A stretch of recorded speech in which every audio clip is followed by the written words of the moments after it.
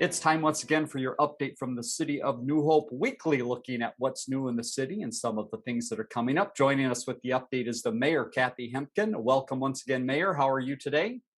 Hi, Dave. Just fine, thanks. Thanks for spending some time with us. We have a lot to talk about here in the next few minutes. Let's begin with the Blue Line conversation. Give residents a little reminder of what this conversation is and what other cities are involved in the talks. Well, the Blue Line is the light rail that's coming out of Minneapolis heading north. It'll be going through Robbinsdale and Crystal and Brooklyn Park on its way to the northern end of the line. We're really in the beginning stages of this. And so they'll be having some community conversations. Interested, it will not be going through New Hope. It'll just be kind of skirting the edge on 63rd and Botno Boulevard. But if you're interested in where it's going to go and how it's developing, go online, go to one of those meetings at one of those cities, and you can look and see where it is, or you can go to one of the meetings they're having with citizens. This is a long ways off, by the way. It's not going to happen next week, Right. and they want to get citizen input where they can. More to come on that. Let's head to community development and talk about some of the things happening around businesses in town first. There is a new business coming to the area. Tell us a little bit more. Well, I cannot, I try real hard, but I cannot say the name. It's a Spanish immersion school that's Right. coming on 48th and Boone. And what the idea is they'll have half the kids will be Spanish speaking, half the kids will be English speaking. So they'll be able to help each other to both of them be bilingual.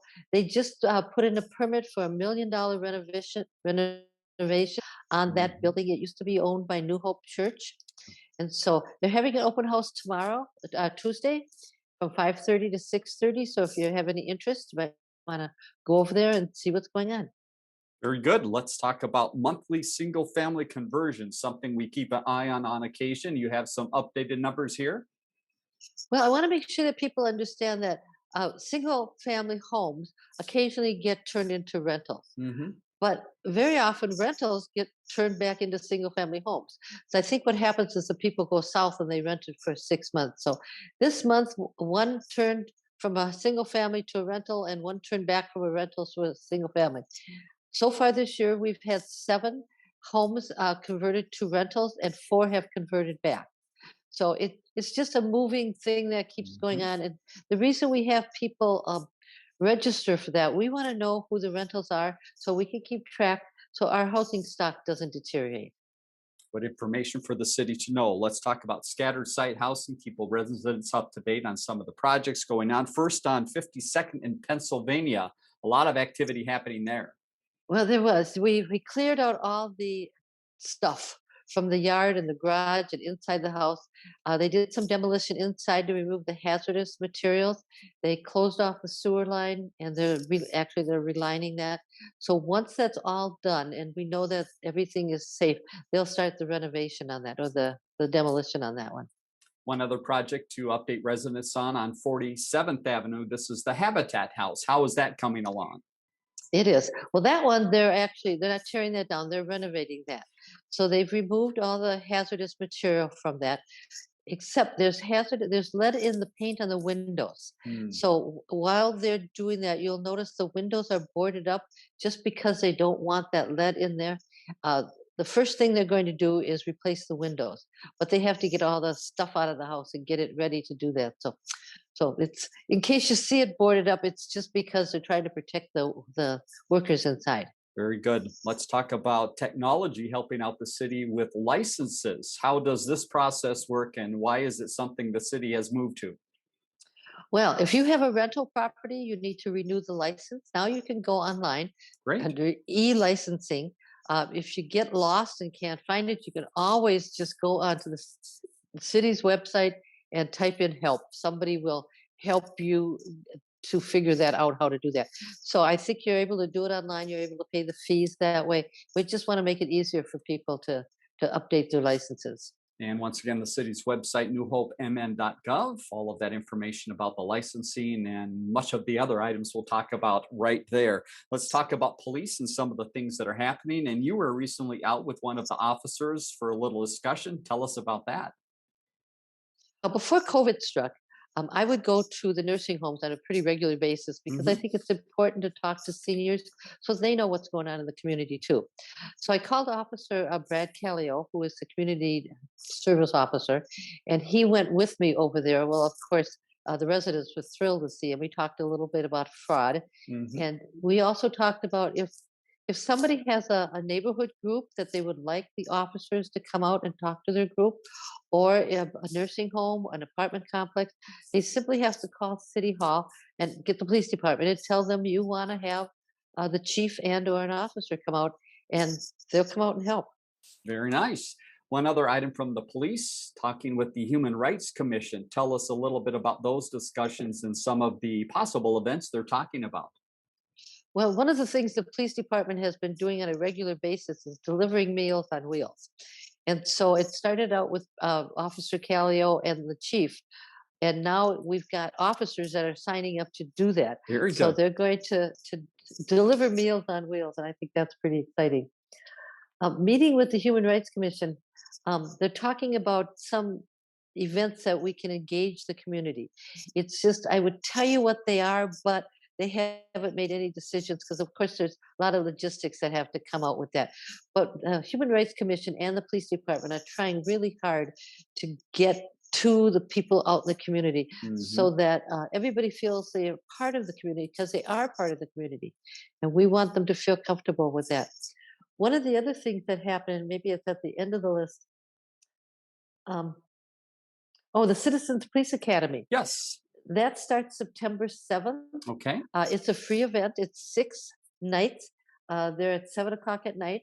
They ask that if you sign up, that you actually come to all six. It's Okay. done with Crystal, New Hope, and Robbinsdale.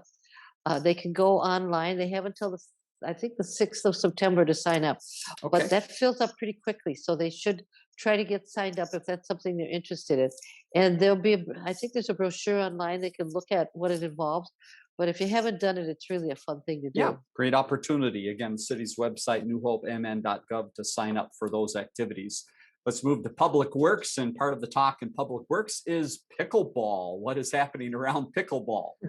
Well, pickleball sounds like it belongs in the Park and Rec department, and it Right? does, but there's some work that needs to be done by Public Works. So they bought something to pull the net down at Meadow Lake Park that'll be permanently pulled down.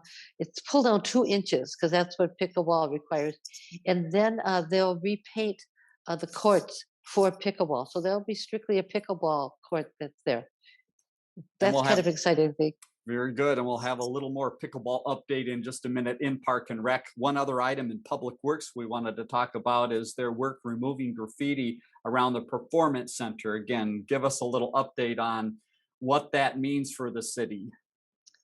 I am so saddened over that. That performance center is absolutely beautiful, and somebody decided to spray paint parts of the performance center. Hmm. Well, of course, now the public works guys have to go and try to get that paint off and clean that up.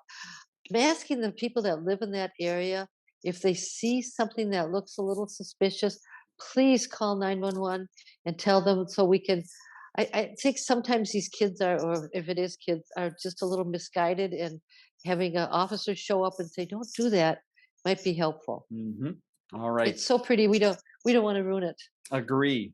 Let's move ahead to the streets and under the streets with Public Works and some of the work being done, the street infrastructure improvements. Give us an update on what's happening throughout the city, Okay. So first of all, it's in the Lions Park area, right? and they had to replace the water main break on 30 between 38th and 39th on Oregon.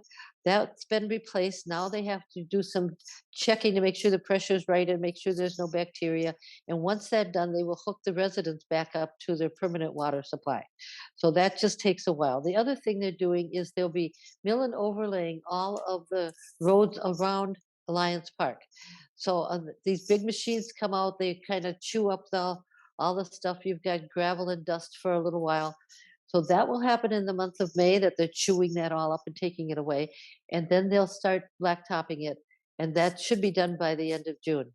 All right, drive carefully in that area. All right, to Park and Recs we go, and we've got about a dozen items to touch on. So here we go. First is the bike rodeo recently occurred.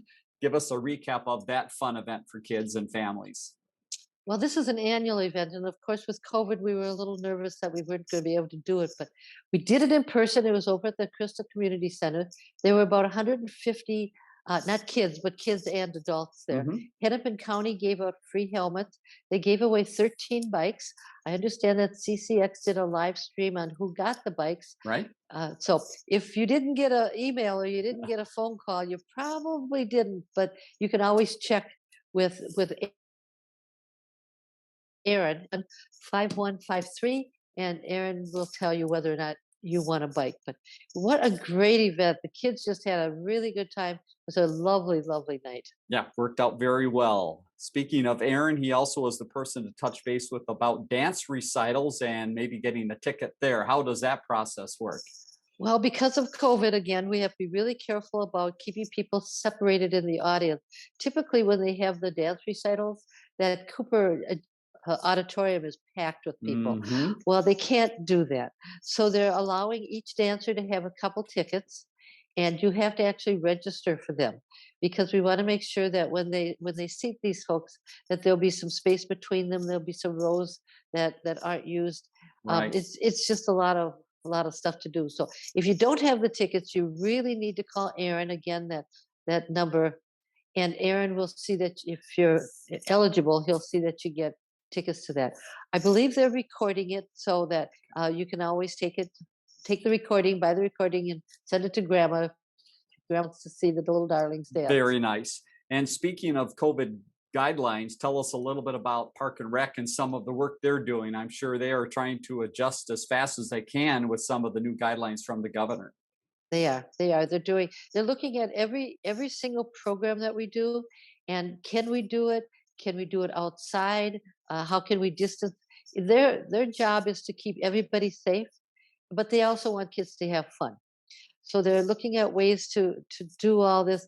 So it'll seem like they don't know what they're doing, but boy, they sure do know what they're doing. There's just so many unknown things going on right now. So be patient with Park and Rec.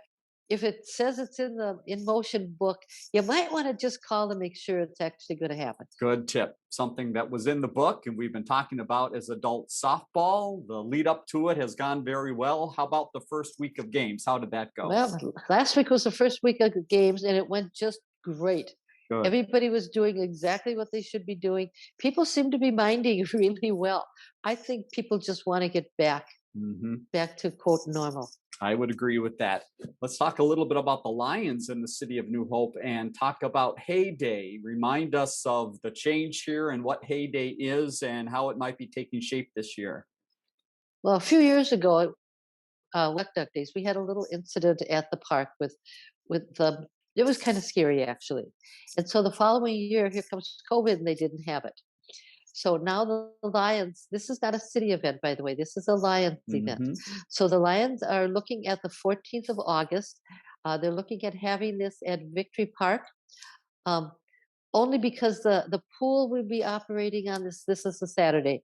The pool will be operating. The farmers market will be operating, and then to have all of this in our parking lot just wasn't going to work. Okay. So I know that they are going to have a kitty parade. I don't know what the theme is yet. I know they're going to have the kitty games that the women of today provide. Hmm. I've been asked if they were having bounce houses. I do not know that. Um, they may, but it's going to be just a one day daytime Okay. event. I haven't heard if they're going to try to do food vendors or not.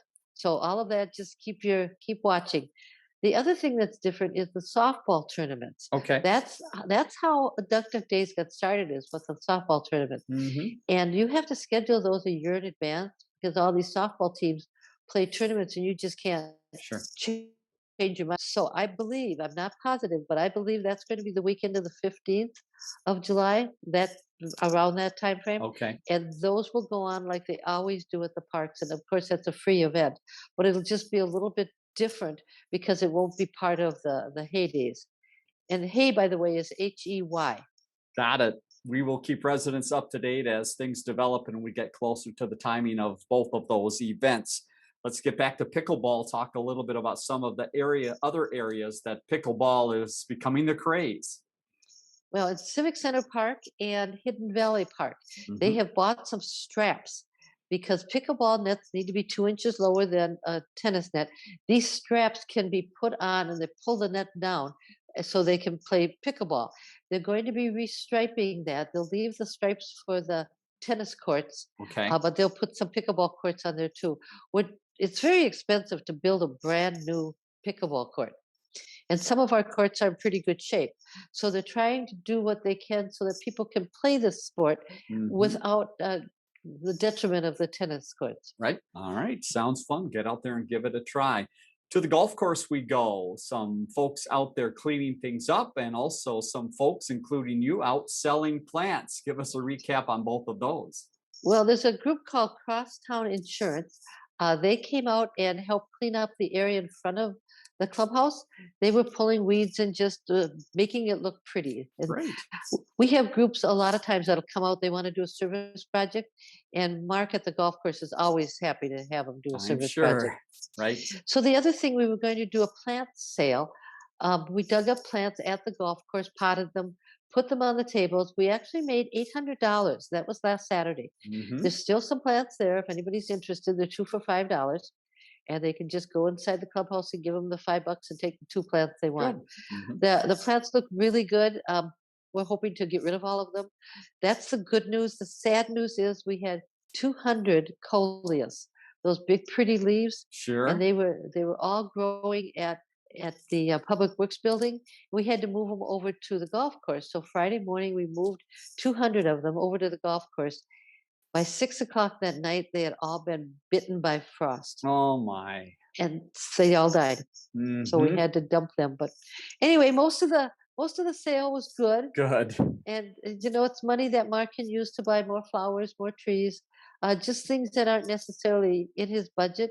Right. And this is just money that he can use to buy those little things that he needs to All right. buy. Congratulations to all those involved. Let's over to the ice arena. If people look up to the roof, things are wrapping up there. Is that correct?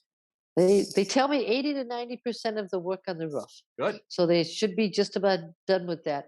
I got a little message that said they were starting to schedule summer and fall ice time.